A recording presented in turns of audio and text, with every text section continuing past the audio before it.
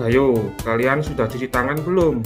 Kalau belum, cuci tangan dulu ya, agar kuman dan bakteri tidak masuk ke tubuh kalian. Sehat sekarang bukan hanya untuk kalian, tapi juga demi orang-orang di sekitar kalian. Oke, kalau sudah, kita lanjut videonya. Assalamualaikum warahmatullahi wabarakatuh. Baiklah anak-anak sekalian, sebelum kita memulai pelajaran, mari kita berdoa dulu. Berdoa sesuai agama dan keyakinan masing-masing. Harapannya semoga kita semua mendapat ilmu yang bermanfaat. Berdoa mulai. Bismillahirrahmanirrahim.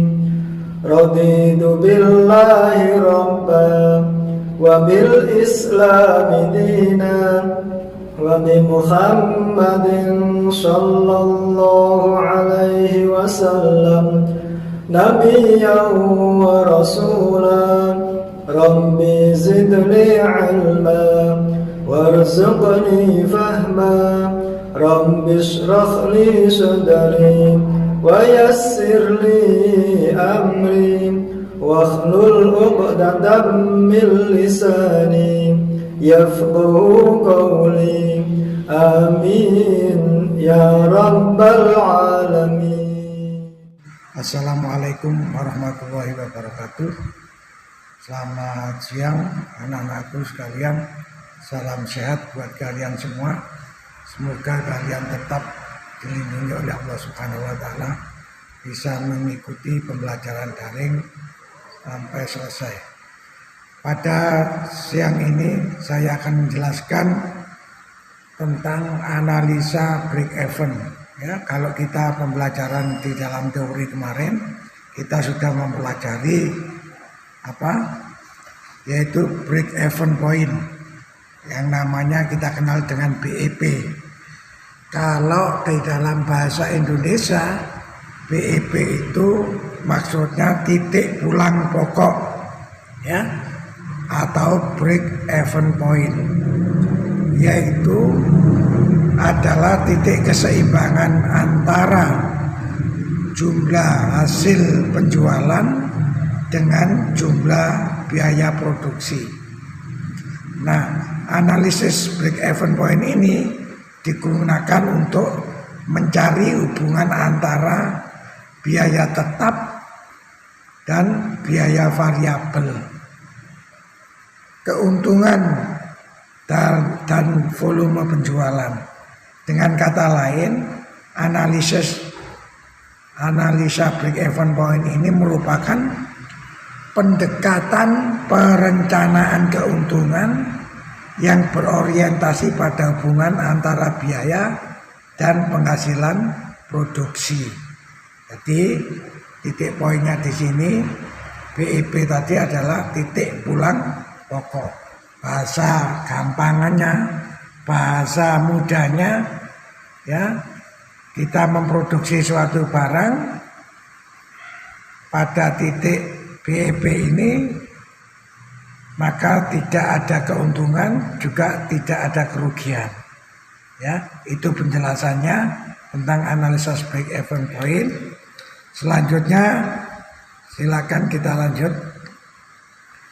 Yang dimaksud analisa break even ini sudah saya ambil secara singkat saja ya, yaitu bentuk analisa yang tujuannya untuk memperoleh informasi mengenai pada tingkat produksi atau penjualan berapa perusahaan tidak menderita kerugian, tetapi pada tingkat tersebut juga tidak memperoleh keuntungan. Nah, seperti kata pengantar saya di depan tadi, ini ya yang dimaksud analisa break even point. Jadi pada tingkat tertentu produksi atau penjualannya ini tidak mendapatkan kerugian, tetapi juga tidak memperoleh keuntungan. Lanjut. Kemudian apa tujuan analisa break even ini? Ya, ada beberapa tujuan di sini.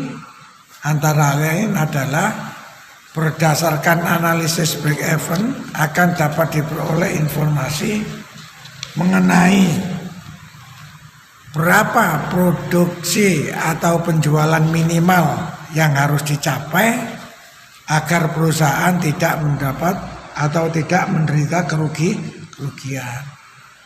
Kemudian juga pada tingkat produksi atau penjualan, ya, pada tingkat produksi atau penjualan berapa perusahaan mulai menikmati keuntungan atau laba.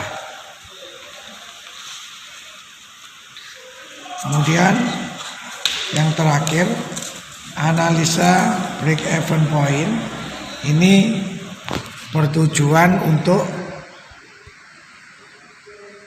satu, perencanaan, ya, bagaimanapun sebuah usaha ini kalau perencanaannya matang, perencanaannya bagus, maka insya Allah perusahaan ini akan tetap bisa berdiri terus.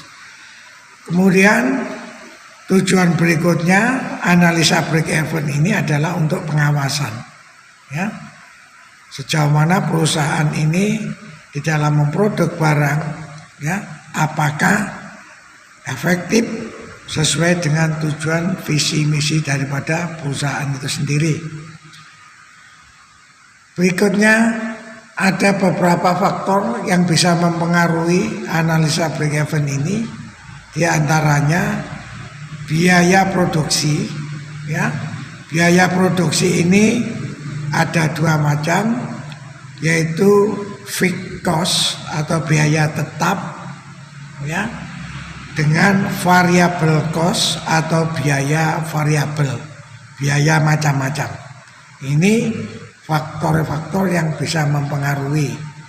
Kemudian volume penjualan pada saat itu, dan yang terpenting juga faktor pada saat itu harga jualnya bagaimana.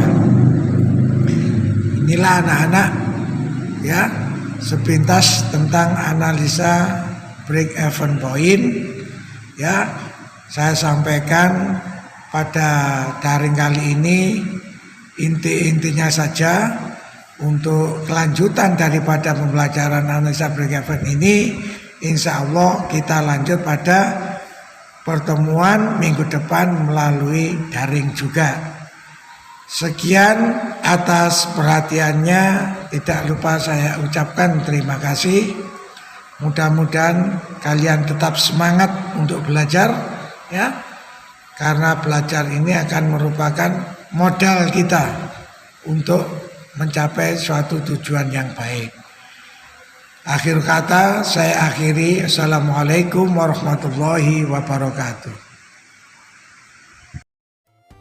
Salam olahraga, salam sehat. Jangan lupa memakai masker setiap kali berkegiatan di luar rumah. Dan gunakan masker untuk menutupi hidung dan mulut kalian. Contohnya seperti ini. Oke guys. Bagaimana dengan pembelajaran hari ini? Sukses selalu, tetap semangat, jangan lupa jaga kesehatan, pakai masker, selalu cuci tangan, dan jangan lupa jangan keluyuran kemana-mana, tetap di rumah saja, bantu orang tua. Jangan lupa ibadah.